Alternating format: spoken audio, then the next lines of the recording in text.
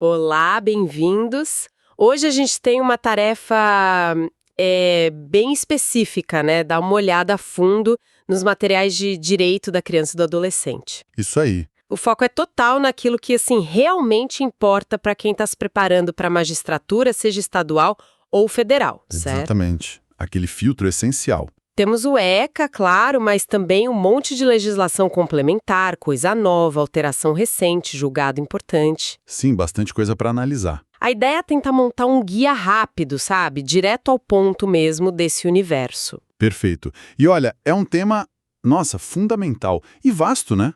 Direito da criança e do adolescente não é só, mais um ramo do direito. Não mesmo. É muito mais. É um sistema de proteção, né? Com princípios muito fortes. Tipo, proteção integral, prioridade absoluta. Que vem lá da Constituição, né? Exato.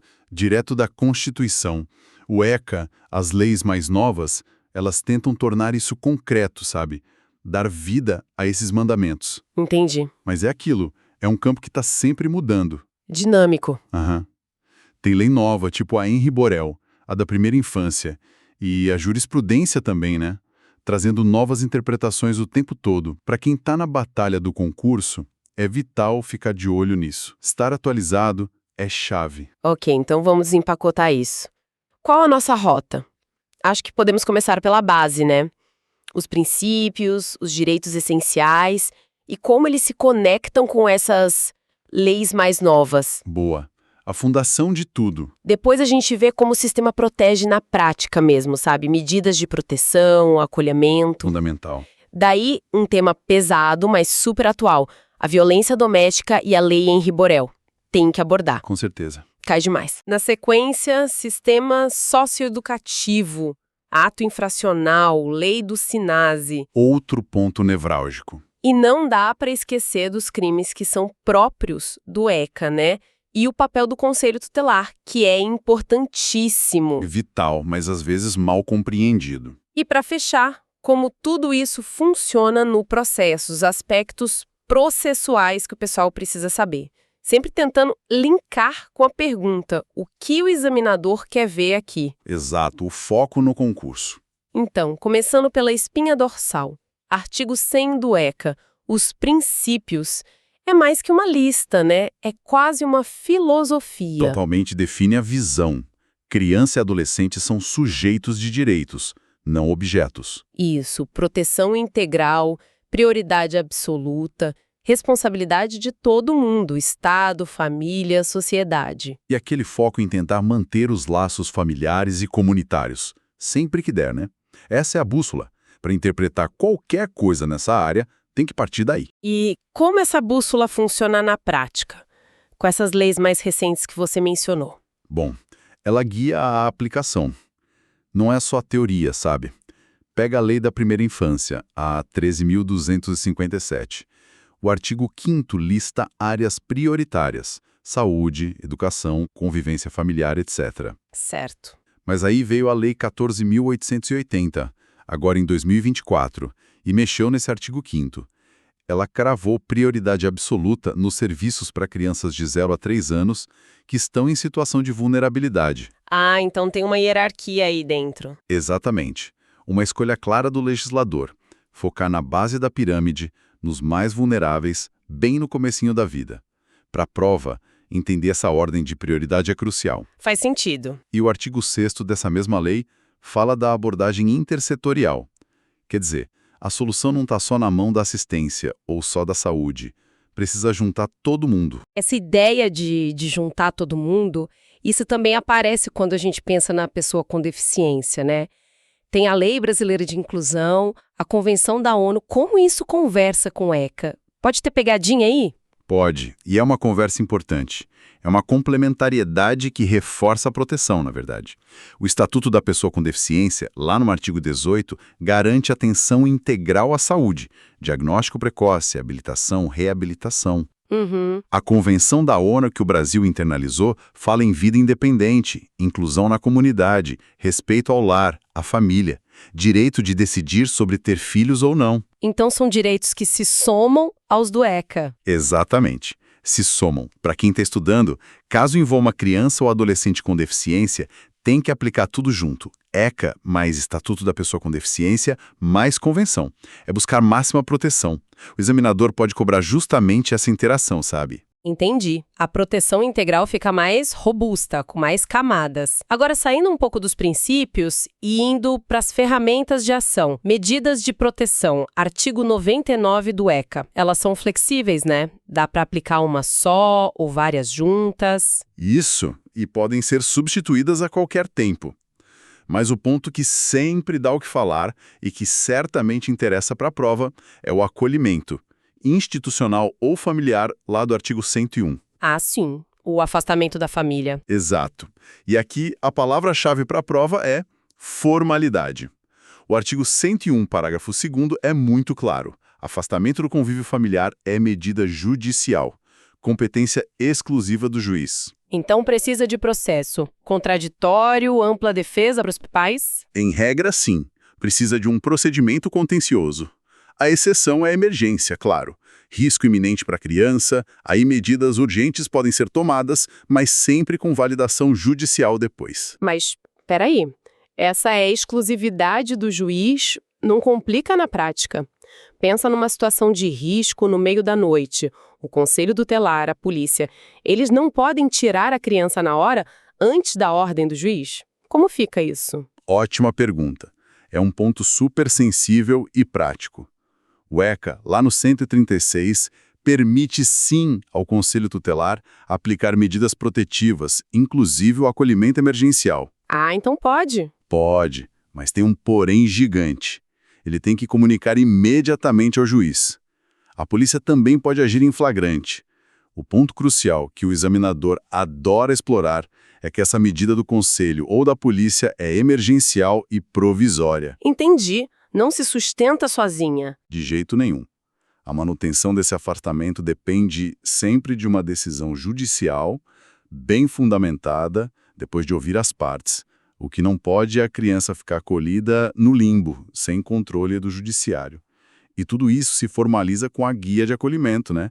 Aquele documento do 101, parágrafo 3º, com todos os dados para entender o caso e já pensar na reintegração ou na família substituta. Entendido. E uma vez que a criança ou o adolescente está acolhido, entra em cena o PIA, o Plano Individual de Atendimento. Isso é mais que papelada, né? Com certeza. O PIA é tipo assim, o projeto de vida daquela criança ou adolescente enquanto está fora da família. Tem que ser feito pela equipe da entidade, ouvindo a criança ou adolescente na medida do possível e a família também. E o foco principal é... Reintegração familiar. Sempre. Esse é o foco número 1 do PI. Só se ficar comprovado que não dá mesmo para voltar para a família e o juiz concordar com isso de forma fundamentada, é que o PI vai apontar para adoção ou outra forma de família substituta. Para a prova. Lembrar que o PI é reavaliado sempre e que ele é a ferramenta para garantir que o acolhimento seja breve e excepcional. Essa busca pela proteção nos leva a um ponto bem mais duro, infelizmente. A violência doméstica e familiar contra crianças e adolescentes. A Lei Henri Borel, a 14344 de 2022, é uma resposta bem forte a isso, né? Sem dúvida. E por ser recente e tratar de um tema tão sensível, é matéria quentíssima para concurso. A lei tenta dar uma resposta mais organizada, mais estruturada. O artigo 6º fala em assistência articulada. Tem que juntar justiça, saúde, segurança, assistência social. Uma rede mesmo. Uma rede. E os artigos 7º e 9º até incentivam a criação de serviços especializados, como as Delegacias de Proteção à Criança e ao Adolescente, as DEPACAS. A ideia é ter um atendimento mais preparado. E como essa rede funciona na prática? Que mecanismos a lei trouxe que o candidato precisa ter na ponta da língua? Bom, a lei detalha bem o atendimento policial, ali nos artigos 11 a 13. Foca na segurança imediata da vítima. Tem que encaminhar para a saúde, para o IML, dar proteção policial se precisar, garantir transporte seguro, informar sobre os direitos. O objetivo é proteger e já colher provas ali na hora. Certo. Mas talvez o ponto que mais chama atenção e que gera muita discussão é o afastamento imediato do agressor do lar, aquele do artigo 14. Pois é. Esse afastamento que pode ser determinado pelo delegado ou até pelo policial. Isso parece muito forte, uma exceção à regra de que só o juiz mexe nisso, né? Como entender isso para a prova? Exato. É uma exceção clara, mas justificada pela urgência, pelo risco atual ou iminente para a vítima. A regra é o juiz. Mas, se não tiver juiz na comarca, o delegado pode.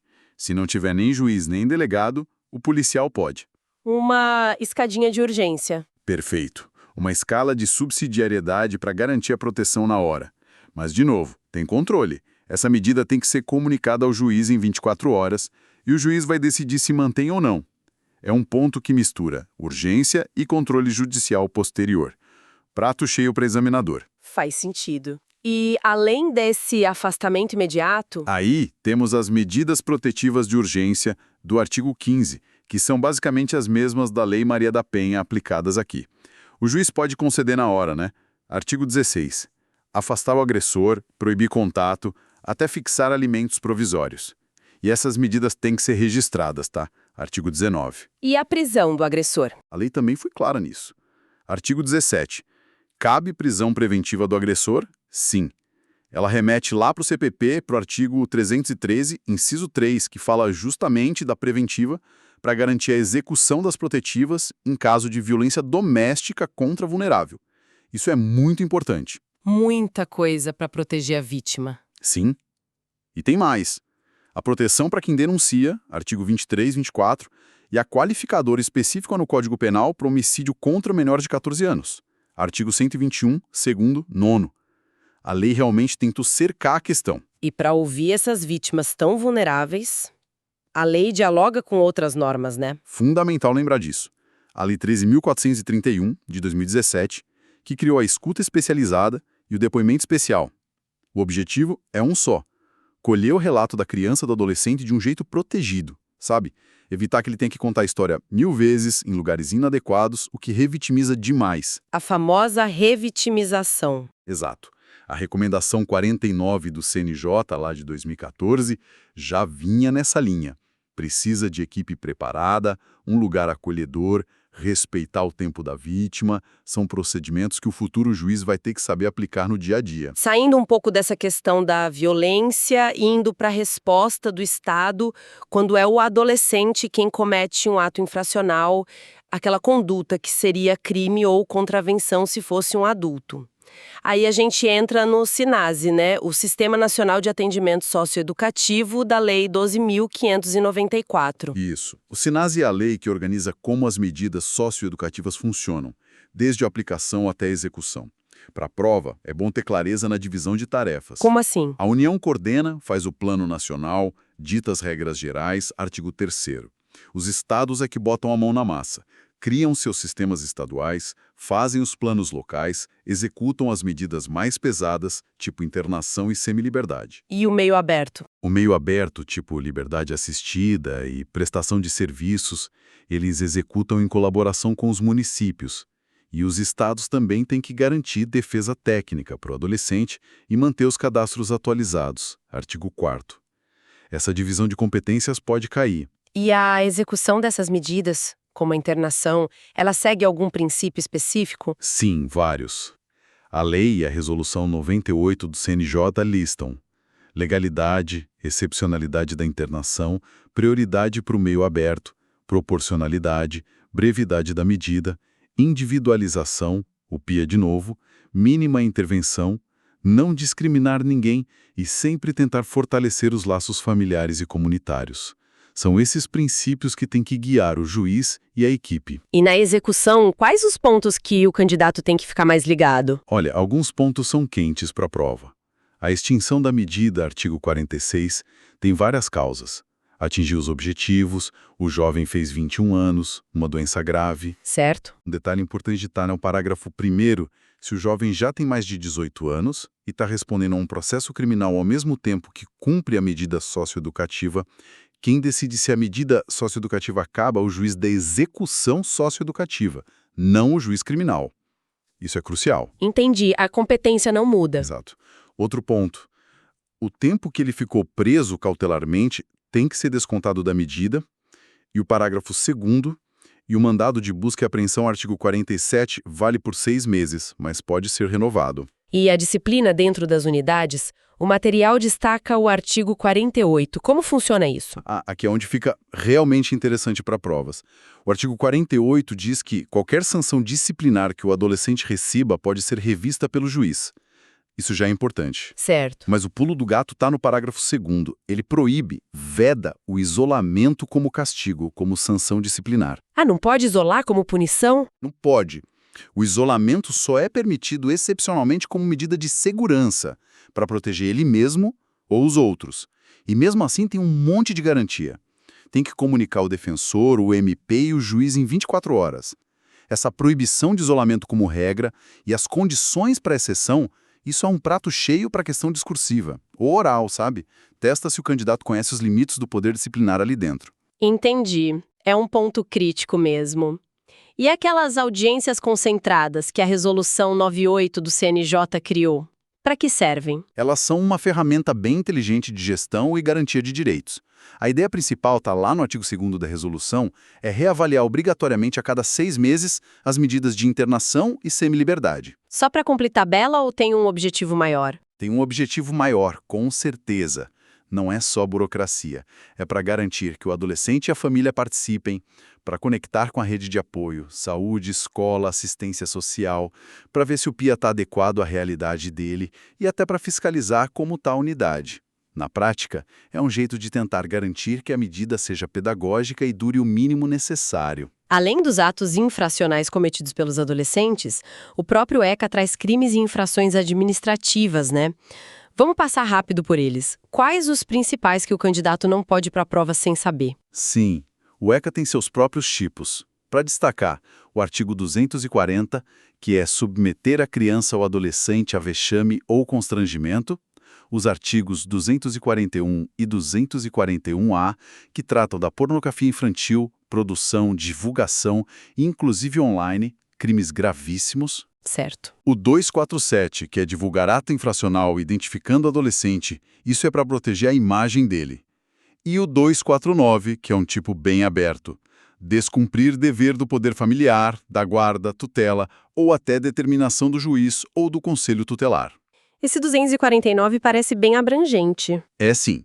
E como infração administrativa, que não é crime, mas gera multa, o artigo 258 é bem comum na prática. Permitir que criança ou adolescente entre ou participe de diversão ou espetáculo inadequado para a idade dele. O candidato tem que conhecer a conduta e a sanção de cada um desses. E o conselho tutelar? A gente fala dele o tempo todo. Qual é o papel exato dele no sistema de acordo com a Resolução 231 do CONANDA? O conselho tutelar é uma peça-chave fundamental, mas o papel dele é muitas vezes mal compreendido, até na prática. Ele é o órgão permanente, autônomo, eleito pela comunidade e não é do judiciário, né? Não jurisdicional. A função dele é zelar pelos direitos. E a resolução detalha isso. Detalha. O artigo 40 fala dos deveres dos conselheiros. Ter conduta correta, ser zeloso, atender bem as pessoas, morar no município, etc. Mas o ponto que mais cai em prova, e que é crucial entender, está no artigo 22. O Conselho Tutelar não executa a política pública, ele requisita.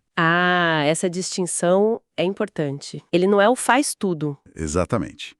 Ele não é para levar a criança para o médico ou matricular na escola. Ele identifica a necessidade e requisita o serviço do órgão responsável, saúde, educação, assistência. Ele articula a rede. Mas e se ele requisita e o órgão não faz? Que é o que acontece muito na prática, infelizmente. Pois é, aí está o grande desafio prático. Mas, para a prova, o que importa é a atribuição legal. Se o conselho requisita e não é atendido, o dever dele é comunicar ao Ministério Público e o juiz, para que eles tomem as providências para obrigar o órgão a cumprir. A resolução também fala da importância de ter dados, artigo 23. Usar o CIPIA, que é o Sistema de Informação, artigo 4º, e fazer aquele relatório trimestral para o MP, para o Judiciário e para o CMDCA, para monitorar tudo. Chegamos então na parte processual. Como as regras gerais lá do CPC e do CPP entram nessas ações da infância e juventude? Elas entram o tempo todo, de forma subsidiária. Do CPC de 2015, é fundamental dominar tutela de urgência, artigo 300 a 302, e tutela da evidência, artigo 311. Muitas ações na infância precisam de resposta rápida, né? Com certeza. O cumprimento de sentença, artigo 513 em diante, também é a rotina. Do CPP, a prisão preventiva, artigo 311 a 313, se aplica especialmente àquele inciso 3º do 313 nos casos de violência doméstica contra criança ou adolescente, como a gente viu na lei em Rio Borel. E ferramentas como o interrogatório por videoconferência, artigo 185, parágrafo 2º a 5º também são usadas. E sobre recursos? E a jurisprudência? Os materiais trouxeram alguns julgados que parecem importantes. Como eles se encaixam nisso tudo? Olha, tem um ponto processual específico sobre recursos, foi destacado no Info 838 do STJ e é muito relevante. É o cabimento de agravo de instrumento contra decisão interlocutória em ações do que eles chamam de microsistema de tutela coletiva. Que inclui as ações em defesa dos direitos das crianças e adolescentes? Exatamente. Como ação civil pública nessa área. O STJ disse que o artigo 19 da Lei da Ação Popular, que prevê agravo nesses casos, vale para todo esse microsistema, ou seja, é uma exceção prevista em lei ao rol taxativo do artigo 1015 do CPC. Isso é super importante para quem vai atuar na área, porque permite recorrer de decisões intermediárias que poderiam travar o processo. Entendi. Uma ferramenta processual importante. Muito. E sobre a jurisprudência em geral, a dica é: não acompanhe só o que é diretamente sobre ECA. Os exemplos nos materiais mostram isso. Uma decisão sobre superendividamento lá no Código de Defesa do Consumidor pode ter reflexo na discussão sobre mínimo existencial para famílias com crianças, por exemplo. Uma tese sobre acordo de não persecução penal, a ANPP, mesmo sendo da área criminal, mostra tendências da justiça que podem influenciar outras áreas. O recado é: o operador do direito da infância precisa ter uma visão ampla, sistêmica e estar sempre atualizado com o que os tribunais superiores estão decidindo em todas as áreas. Ufa! Percorremos bastante coisa, hein? Desde os princípios lá na base, passando pelas medidas de proteção, acolhimento, a resposta à violência com a lei Henri Borel, as regras do SINASE, os crimes do ECA, o papel do Conselho Tutelar e agora a parte processual. Então, para amarrar tudo, o que isso significa para o nosso ouvinte que está na reta final para a magistratura?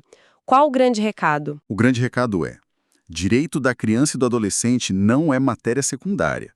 É um microsistema jurídico complexo, com uma lógica própria, toda baseada em princípios muito fortes. Para passar no concurso, não adianta só decorar artigo. Tem que entender como esses princípios, proteção integral, prioridade absoluta, brevidade e excepcionalidade, dão o tom para cada instituto, do acolhimento à medida socioeducativa, passando pelas leis novas. Entender o porquê das coisas. Exato. Tem que dominar as leis novas, como a Henri Borel, e ficar de olho na jurisprudência mais recente. O examinador quer ver um candidato que mostre essa visão do todo, essa sensibilidade para aplicar os princípios e, claro, que esteja atualizado. Perfeito. Acho que cobrimos os pontos essenciais. E para a gente terminar, fica aqui uma provocação para quem nos ouve refletir um pouco mais. A gente viu todo esse conjunto de leis, princípios, ferramentas, um arcabouço legal bem robusto, né? Mas, pensando além da prova, qual será o maior nó, o maior desafio que o sistema de justiça ainda enfrenta hoje para fazer com que todos esses direitos saiam do papel e cheguem de verdade na vida de cada criança e adolescente no Brasil? Uma pergunta complexa, sem dúvida. Material para muita reflexão. Com certeza. Bom, agradecemos a atenção de todos nesta nossa análise focada. Até a próxima!